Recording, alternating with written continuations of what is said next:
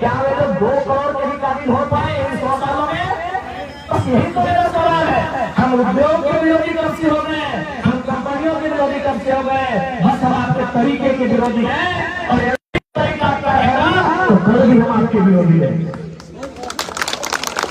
बहुत सारे लोग कहते हैं कि जयराम महातो जी बातों को उठाते हैं, वो बातें पूरी नहीं हो सकती है। जयराम महातो जमीन वापसी की बात उठाते हैं, जयराम महातो गरीबों को पीढ़ी नौकरी करने की बात करते हैं। अरे कम से कम हम उठाते हैं तो मेरे बाद अगला पीढ़ी को स्मरण तो रहेगा कि हाँ क्या बोल के गए हैं। आज अगर 1907 में जमीन देने वाले बोल के जाते कि यहाँ से यहाँ जमीन हमारी है, तो आज 2024 में मालूम होता कि वो जमीन हमारी है। आपने बोला नहीं इसलिए बोल रहे हैं। आज जयराम महातो कम से कम बोल रहा है, इसके बाद वाली पीढ़ी को भी जानकारी में रहेगा आप जयराम महातो क्या बोल के गए हैं। लड़ाई रहेगी। आज लड़ाई हम कई वर्षों से लड़ रहे हैं, कई दशकों से लड़ रहे हैं। हमें लगता है सबको 100 सालों से लड़ रहे हैं, लेकिन नहीं लड़ेंगे नहीं, क्योंकि हमें मालूम है। तो ठीक उसी प्रकार आज जयराम महातो मुद्दों को उठा रहा है, आने वाली पीढ़ी भी मुद्दों को उठाएगी। आज अगर हम ना बोले, आज अगर हम घूमी हो जाए तो आने वाली पीढ़ी को आइडिया ही नहीं है। ठीक है, हम मानते हैं कि जिन विषय को मैं उठा रहा हूँ भले वो असंभव दिखता हो, लेकिन हमें उस विषय में बढ़ना चाहिए, हमें उस दिशा में आगे बढ़ना चाहिए। बस हमारी यही तो फरियाद है। आज बताइए हम क्या विषय उठाते हैं? आज देखिए एक भाई आगे बताए कि सीओ प्रति डिस्मिल 1000 रुपए मांग रहा है। हम जमीन की लड़ाई कर भी रहे हैं। सरायकेला गोलीकांड की कहानी हमारे साथ आज भी दोहराई जा रही है। बस फर्क इतना है कि वहाँ 50,000 लोगों को एक साथ गोली मारा गया था, यहाँ कभी 5 लोगों को मारा जाता है, कभी 50 लोगों को मारा जाता है, कभी 500 लोगों को मारा जाता है। फर्क इतना है कि वहाँ जान से मारा गया था, आज लाठी डंडे से मारा जाता है। फर्क यह है कि वहाँ मिलिट्री से मारा गया था, यहाँ झारखंड पुलिस से मारा जाता है, कभी सीएसएफ कभी सीआरपीएफ के बहाने हमें मारा जाता है। बस यही फर्क कि इस बार हमारे जान नहीं लिया जाता है, हमारी जान को बख्श दिया जाता है। बदले में हमें कानून के कुछ दांवपेच में उलझा के रख दिया जाता है, हमें डरा धमका के रख दिया जाता है और हम पीछे हट जाते हैं। इसलिए आज हमें लगता है झारखंड की जनमानस को एक पूरा कुल गुलाल की आवश्यकता है। आज देखिए अभी स्टूडेंट वो 15 सालों से 10 सालों से किसी एग्जाम की तैयारी करते हैं। जब उनको लगता है कि नहीं हमारे साथ धोखा हुआ है, वो कभी सब एग्जाम कर देते हैं, कभी आगजनी जैसी घटनाओं को अंजाम देने से पीछे नहीं हटते हैं, तो बहुत सारे और घटनाओं को अंजाम दे देते हैं। जबकि नौकरी की तैयारी 10 साल से करते हैं ना।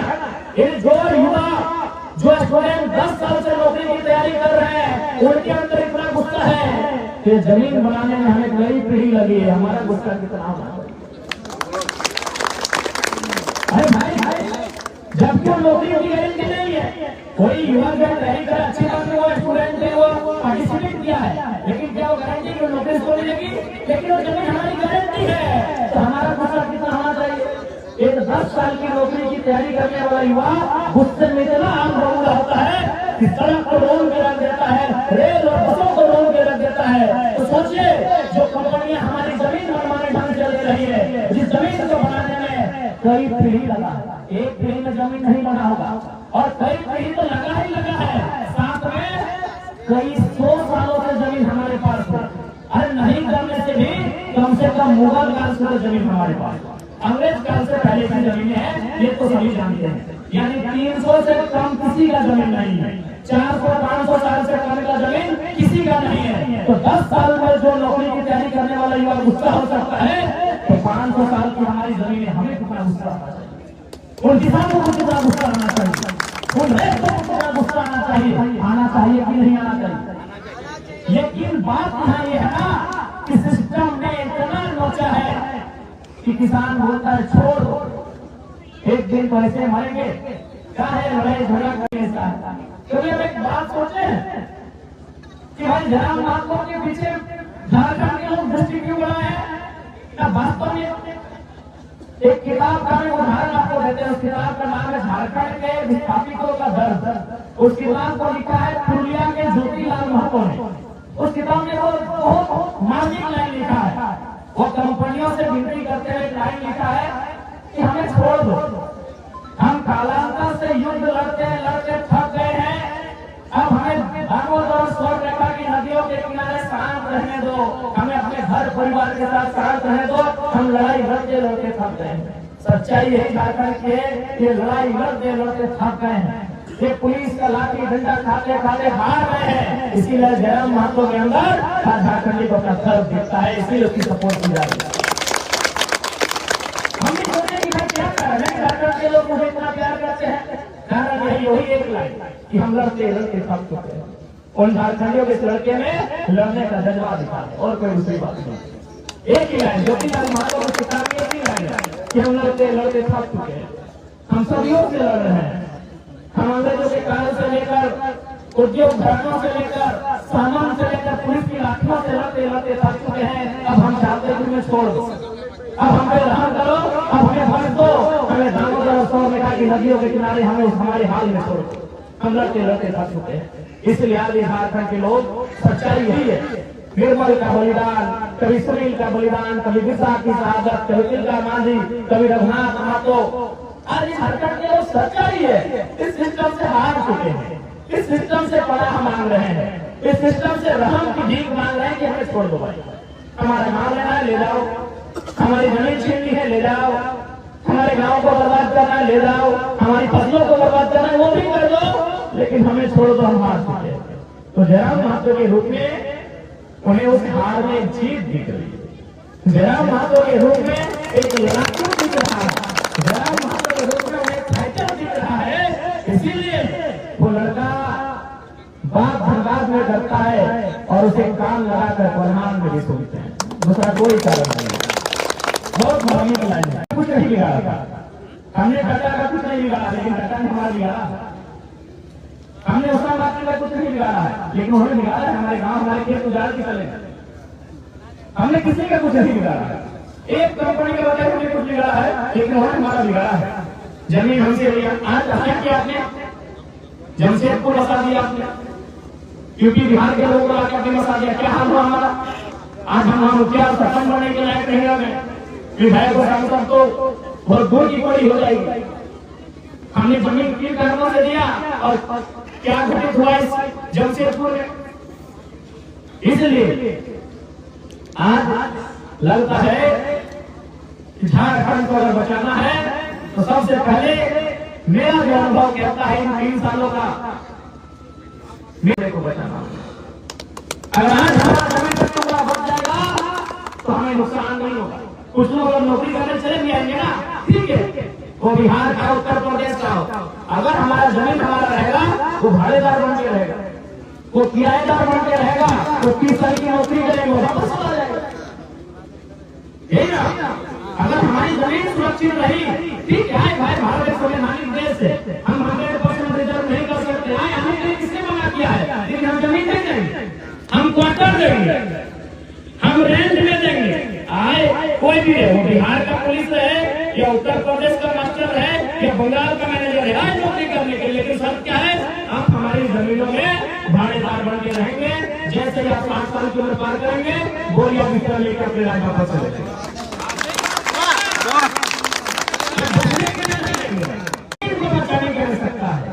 इसलिए इस बार के सदन में मेरा महत्वपूर्ण मुद्दा केवल और केवल विस्थापन का रहेगा, रैयतों का रहेगा और जमीन संबंधित रहेगा। ये बहुत बड़ा विषय है, अगर जमीन ही नहीं रहेगा तो देख लीजिए जमशेदपुर की कहानी, ये बड़ी बड़ी इमारतें, ये बड़ी बड़ी दुकानें और आपके जूता सिलाई का दुकान लेंगे, तो हमें बता दीजिए, गमलिया में, आदित्यपुर में, बिष्णुपुर में, सोनारी में, साक्षी में, मानगांव में, गोलपुरी में, कहीं बताइए कपड़े का जूता सिलाई की बढ़िया दुकान है, बताइए अपना कपड़े का दुकान है, बताइए क्या है, आप केवल केवल कस्टमर बन के रह गए और कोई और बन गया, इसलिए कुछ भी देंगे, जमीन रैंक में देना है, जमीन लीज में देना है, हमेशा के लिए न मिले, ये कानूनी व्यवस्थाओं को मजबूत करने की आवश्यकता है, और नहीं तो जमीन गया यानी लोग गए यानी भाषा, संस्कृति, शैली, परंपरा सब खत्म हो गई, सब झारखंड के लोगों को फिर से आवश्यकता है अपनी आवाज को बुलंद करने की। आज झारखंड को फिर से एक आवश्यकता है इस झारखंड को बचाने की, नहीं तो वो दिन दूर नहीं है जब आज झारखंड के लोग गांव में स्लीप हो जाएंगे और अन्य राज्यों से आए हुए प्रभावशाली लोग इस राज्य को चलाएंगे और चला रहे हैं। डायरेक्ट रूप से संपत्ति को चला रहे हैं और इनडायरेक्ट रूप से सत्ता को चला रहे हैं। वो संपत्ति डायरेक्ट चला रहे हैं, तो खोल के कह रहे हैं हमें डर नहीं है। ये झारखंड के लोग संपत्ति को डायरेक्ट चला रहे हैं। मॉल किसका? गैर झारखंडी का। सारी बड़ी बड़ी दुकानें किसकी? गैर झारखंडी की है। इकोनॉमी के सेक्टर को कब्जा कर चुके हैं। असेंबली को इनडायरेक्ट रूप से कब्जा किया है। असेंबली में है संपय सोरेन झारखंड के हैं, जो भी नेता है सब झारखंड के हैं, लेकिन उनके पीछे उनके जितने भी पीएस है पता कर लीजिए 90% झारखंड को डायरेक्ट चला रहे हैं, संपत्ति को डायरेक्ट चला रहे हैं। गैर झारखंड के लोग झारखंड में सत्ता को इनडायरेक्ट चला रहे हैं और संपत्ति को इनडायरेक्ट चला रहे हैं। सत्ता और संपत्ति का ही तो खेल है। जिसके पास सत्ता है उसी की संपत्ति है और जिसके पास संपत्ति है उसी की सत्ता, और उसी बीच में झारखंडी आज भी टिक रहे हैं। आज भी झारखंड के लोग टिक रहे हैं। आज महज कुछ लोगों ने राज्य को, सिस्टम को पकड़ के रख दिया। इसलिए आज हम लाठी डंडे खा रहे हैं। हम केवल अगर सहन कर रहे हैं तो उन जंगलों में जहां खेती बाड़ी होती है वहीं, बाकी जहां जहां शहरीकरण हुआ, जहां जहां उद्योग की स्थापना हुई, जहां जहां खनन का क्षेत्र दिखा, हम हर जगह पीछे नहीं रहे बल्कि हमारा दमन और दमन कर दिया गया। हमारा एक तरफ से कह सकते हैं कतई आम कर दिया गया। इसलिए आज हमें इस तरह केला कस्बा गोलीकांड के शहीदों को श्रद्धांजलि देने के साथ साथ उनके उस विचारों को आत्मसात करके अपनी आने वाली पीढ़ी के लिए संघर्ष करने की आवश्यकता। एक क्वेश्चन मार्क है कि हमारी आने वाली पीढ़ी का क्या होगा। एक सवाल है, एक सवालिया प्रश्न चिन्ह लगा हुआ है कि हमारी आने वाली पीढ़ी का क्या होगा। उनका क्या? उनका तो उत्तर प्रदेश, बिहार, बंगाल में भी घर है। अगर यहाँ कुछ डैम जो सुर्खियों में रहता है, 1960 में डैम का अधिग्रहण हुआ है, आज तक न्याय नहीं मिल पाया है। ये तस्वीर है हमारे राज्य, आज तक उन्हें न्याय नहीं मिल पाया। तो हमने क्या नहीं किया इस राज्य को बनाने में? हमने शहादतों को देने का काम किया, हमने अपने रक्त को देने का काम किया, हमने अपने गर्दनों को काट के रख देने का काम किया और साथ साथ में अपने गांव, अपनी जमीन, अपने खेत खलिहानों को भी विकास के नाम पर, उद्योग के नाम पर, नदी नाला डैम के नाम पर देने का काम किया। लेकिन आज हमारे साथ केवल सोचेला व्यवहार हुआ है। इसलिए आज भी झारखंड के जनमानस को समझने की आवश्यकता है। आज हम जो बातें कह रहे हैं, आज के दौर में सही बातें कठिन है, आसान नहीं है इन बातों का कार्रवाई हो पाना, लेकिन कम से कम ये आपके जहन में तो रहेगा। जब भारत देश आजाद हुआ था, आजादी की लड़ाई के लिए तो 1765 के आसपास ही शुरुआत हो गई थी, लेकिन नीली 1947 में। तो जब 1765 का टाइम था उस समय भी लोगों को लगता था कि ये कठिन काम है। जैसे आज आपको लग रहा है कि जयराम महतो जो बोल रहे हैं वो कठिन है, लेकिन अगर हम लगातार बोलते रहें, लगातार इन विषयों पर बात करते रहें तो कभी तो मुकम्मल होगा। अगर 1765 में जब आजादी की निराशा मिली और उस निराशा से अगर चुप हो जाते हैं तो 1947 में आजादी मिलती। या फिर जिस प्रकार हमने 1950 के आसपास झारखंड आंदोलन को तेजी दिया था, 70-80 में तेजी दिया था, अगर उस तरह हमारा मनोबल गिर जाता तो 2000 में झारखंड अलग होता नहीं होता। तो इसलिए आज अगर जरा मत तो अकेला बोल भी रहा है तो कोई बात नहीं, आप सुने और सुनने के बाद आप अपने विदेश से पहचान रहे कि हम गलत कह रहे हैं कि सही कह रहे हैं। अगर गलत कह रहे हैं तो भीड़ में से कहिए बाबू आप गलत कह रहे हैं, हम नहीं कहेंगे। लेकिन आज अगर हम ना कहें तो आने वाली पीढ़ी बोल भी नहीं पाई। आज हम कम से कम कह तो रहे हैं, मानते हैं कठिन विषय है, क्योंकि आपकी सारे सिस्टम में लोग हावी हैं। झारखंड का दो ही कारण है, एक करप्शन, दूसरा आउटसाइडर्स का मनमान। हम आउटसाइडर जो ईमानदारी पूर्वक काम करते हैं, जो मेहनत लोग हैं, जो मेहनत करके काम करते हैं, उनसे हमारी कभी ना लड़ाई थी न रहेगी। हमारी लड़ाई उनसे है जो गलत तरीके से, जो अवैध तरीके से, जो माफिया तरीके से हमारे राज्य में दखल देने का काम करते हैं, उनसे हमारी लड़ाई की है और रहेगी।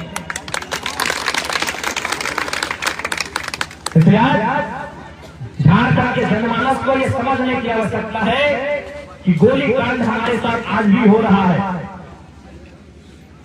कोई ऐसा जगह नहीं है कि जहां हमारे साथ गोलीकांड नहीं हो रहा है। आज भी उनकी जमीन नजर वहीं पर थी जहां आज से 100 साल पहले थी। आज भी वहीं नजर है। आज से 100 साल पहले उनकी नजर कहां थी? हमारी जमीन में थी। टाटा ने एक्वायर कर लिया अपने साथ में। उससे 100 साल पहले कहां थी? रघुनाथ माथुर है, चाहे तिलका मांझी, उससे 100 साल पहले भी उनकी नजर हमारी जमीन में थी। उसके 100 साल बाद भी उनकी नजर हमारी जमीन में थी और उसके 100 साल बाद यानी आज भी उनकी नजर हमारी जमीन पर ही है। हमारी जमीन पर ही है कि नहीं है? आज भी उनकी नजर हमारी जमीन पर है। उस समय भी गोलियों से मारते थे, उस समय भी तोप से मारते थे, अब कानून के दांव पेच से मारते हैं। अभी सीसीएल गए थे तो बोलता है कि बहुत गांव पेश है इनको नौकरी के लिए, और वहीं उसी सीसीएल में करोड़ों का कोयला बाहर के माफिया दिन दहाड़े बेच रहे हैं। उनके लिए कोई कानून नहीं है, उनके लिए कोई धाम पेश नहीं है। इसीलिए क्योंकि झारखंड के लोग ये सच्चाई है, लड़ते लड़ते हार मान चुके हैं, लड़ते लड़ते थक चुके हैं। इसीलिए आज वो रहम मांग रहे हैं। अपनी जमीन गंवाने के बाद भी वो रहम मांग रहे हैं। अपनी जमीन देने के बाद वो डिमांड करते हैं कि हमें अच्छी पानी दीजिए, हमें बिजली, और बाहर के लोग सीधे वहां 1000 करोड़ का टेंडर में लेते हैं। क्योंकि झारखंड के लोग हार मान चुके हैं और उसी हार के बीच जयराम महतो एक भुगतान लेकर आया है। इसीलिए लोग उसे सुनते हैं, समझते हैं और पसंद करते हैं कि चलो डरे सहमत लोगों के बीच कोई तो आया है जो विधायक बनने के बाद भी गर्दन और विधायक की जेब में लेके चलता है। यही कारण हमने सोचे कि भाई क्या कारण है, आखिर झारखंड के लोग हमसे इतना प्यार क्यों करते हैं? कारण यही है। जब मैंने कुछ किताबों का अध्ययन किया, मैंने हालात का अध्ययन किया, तो यही कारण दिखा कि झारखंड का हर एक आदमी लड़ना चाहता है, लेकिन हालात के आगे नतमस्तक हो चुका है, वो हार चुका है कि हम लड़ेंगे, हमें कुछ हो गया तो हमारे बच्चों का क्या होगा, हमें कुछ हो गया तो हमारी पत्नी का क्या होगा, हमें कुछ हो गया तो मेरे बूढ़े माँ बाप का क्या होगा। वो सिस्टम से हार चुके हैं। तो जयराम महतो के अंदर उसका जुनून दिखता है, जयराम महतो के अंदर उसका ये विस्तार दिखता है। इसीलिए हमारे समर्थन में खड़े। और आज पुनः वही बात को कहेंगे कि आज भी हम चाहते हैं कि अगर हमारा गर्दन भी कट जाए, विधायकी तो बहुत मामूली विषय है हमारे लिए, हमारा गर्दन भी कट जाए तो हम थाली में परोस के रख देंगे, लेकिन शर्त यही है कि हमारे बाद और किसी का गर्दन भी कटना चाहिए।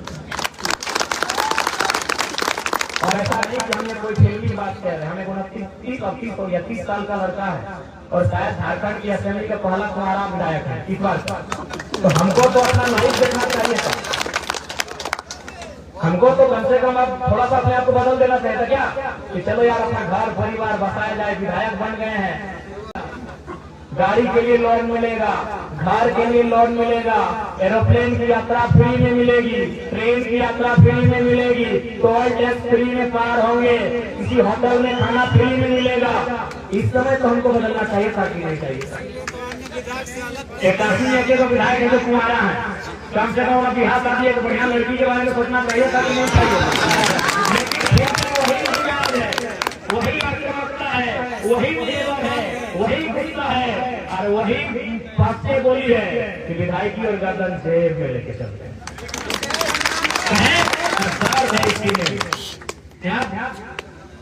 अब तो हम चाहेंगे, चलिए ठीक है, आप हमको अगला बार वोट नहीं देंगे, हम किसी पार्टी में चले जाएंगे। उस पार्टी का खुद का वोट होता है कि नहीं? पार्टी का वोट होता है कि नहीं? लेकिन आज भी हम सबसे युवा विधायक झारखंड का, इस सदन का एकमात्र कुमारा विधायक झारखंड का, लेकिन फिर भी हम ऐसो आराम की नहीं, कांटों की रास्ता को चुन रहे हैं।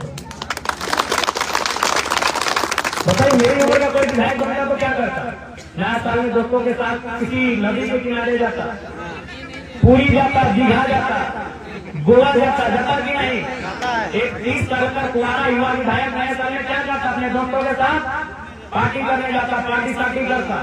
लेकिन आज जयराम महतो क्रांति की बात की रास्ते में चल रहा है कि नहीं?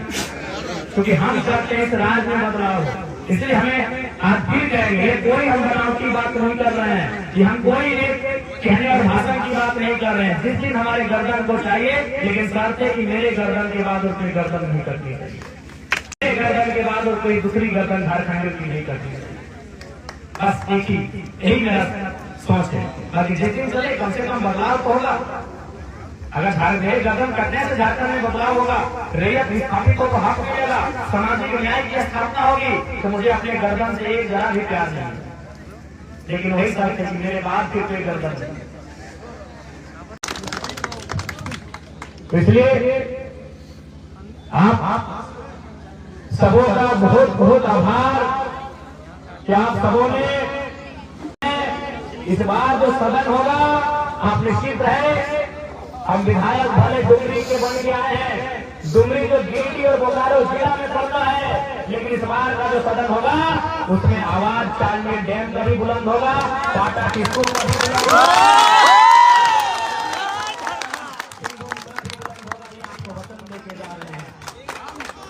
इस बार का जो सदन होगा उसमें गिरिडीह बोकारो आपके मुद्दों को भी सदन में रखने का हम काम करेंगे। आपके मुद्दों को भी चीख कर पूरी दुनिया को बताने का काम करेंगे। इस बात को आज आपके सामने हम कहते जाते हैं। जिद लगा रहता है। हम तो वो लोग हैं जिन्होंने सामंतवादियों से लंबी लड़ाई लड़ी है। हम वो लोग हैं जिन्होंने पुलिस या दमन के खिलाफ लंबी लड़ाई है। एक चुनाव के परिणाम से आप किसी प्रकार से सोचे नहीं, ये चुनाव का परिणाम हमारे लिए उत्साही है। आने वाले दिन राज्य में भी चुनाव का परिणाम हमारे पक्ष में होगा और कोल्हान के भी चुनाव के परिणाम हमारे पक्ष में होंगे। इसलिए हमारे बारे में नहीं करता है, एक तनिक भी आप में आता और हताशा के साथ व्यवहार नहीं करेंगे। आप दुगनी उत्साह और ऊर्जा के साथ व्यवहार करेंगे, क्योंकि आज झारखंड एक नए सिरे से लड़ाई ले रहा है। आज झारखंड एक नए सिरे से अपने अरमानों को संजोज रहा है। उसे साकार करना हम सबका कर्तव्य बनता है। ठीक है, क्योंकि हम लोग का समय का भी एक टाइमिंग मिला है श्रद्धांजलि के लिए। शायद मुख्यमंत्री महोदय का समय था, वो आगे जा रहे हैं, अब हमारे जाने का समय है। तो आज की श्रद्धांजलि सभा के माध्यम से सबसे पहले खरतला गोलीकांड में शहादत देने वाले तमाम वीरों को सत नमन करते हैं, उन्हें श्रद्धांजलि अर्पित करते हैं और झारखंड के जनमानस को फिर कहेंगे कि खरतला गोलीकांड जमीन को बचाने की लड़ाई थी। अपने जमीन की हिफाजत कीजिएगा। जमीन आपसे भी महत्वपूर्ण है, क्योंकि जमीन आपके बाद आपकी पीढ़ी को, उसके बाद उसकी पीढ़ी को जाएगा। जमीन आपकी आने वाली पीढ़ी का सवाल है। सबको धन्यवाद। जोहार, जय झारखंड, जोहार झारखंड। खरतला के तमाम शहीदों को होल जोहार। कोल्हान की मिट्टी, झारखंड की मिट्टी में बलिदान देने वाले जयमल सुनील समेत तमाम वीरों को